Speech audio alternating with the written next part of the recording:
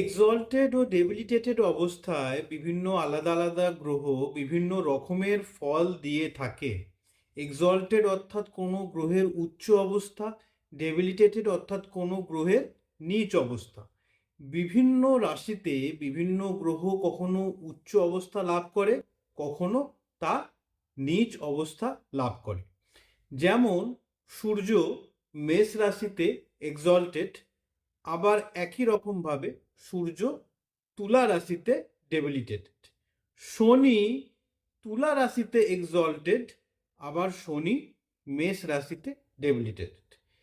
সাধারণত কোনো প্ল্যানেট যখন এক্সল্টেড অবস্থায় তার রাশিতে, সেই নির্দিষ্ট রাশিতে বসে, তখন সে শুভ ফল দান করে, তখন সে শক্তিশালী হয়, সেই ঘরে সে কমফোর্টেবল হয়, তখন সে সাধারণত তার ভালো ফলগুলো দান করে।